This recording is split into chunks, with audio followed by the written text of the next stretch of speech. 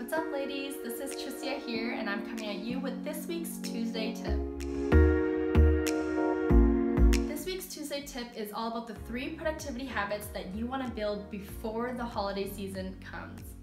I know that the holiday season means more time spent with loved ones, running around doing last-minute shopping, and maybe recovering from those late-night parties.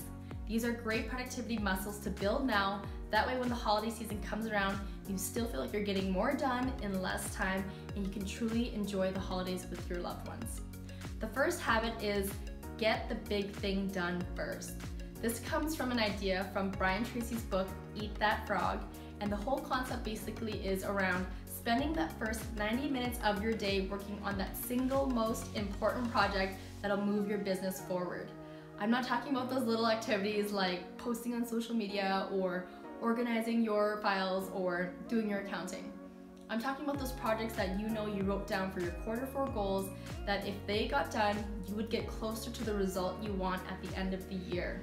Our mind is the most fresh, optimized, and sharp first thing in the morning, so give yourself that time to focus on what matters most in your business versus reaching for your emails or social media and then allowing yourself to get derailed for the rest of the day. The second habit is to get it down on paper. So many of us are moving in our days with 3 Google Chrome browsers open in our heads with 20 tabs open on each. We're trying to juggle everything in our minds, and it usually will lead to having brain fog or even overwhelm. And overwhelm usually means we're not taking action. So allow yourself to get your thoughts out on paper and organize it. That way you have more space and clarity to work on what you need to. I love doing weekly brain dumps and getting all my thoughts and ideas out on paper, and I'm able to actually see that there are things that I don't need to worry about maybe for another few months or even years.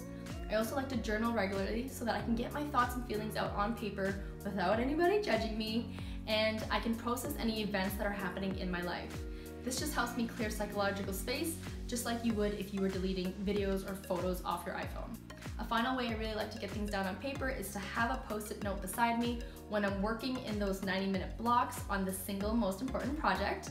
And if thoughts or ideas come up, and they always do, I can jot them down and worry about them later and then go back to what I'm doing at the task at hand. The third habit is to wake up with intention, and that means to schedule your day out the night before. It's not enough to just know what you want to do the next day. Knowing when you want to do each of them allows you to not only wake up with purpose, you also have that space and room to really pivot throughout the day when life happens. If you look at all the sports teams and athletes that get onto the court or onto the field during playtime, they're not standing around wondering what should we be doing now. They know the game plan, they know what they should be doing, and they get out there with purpose.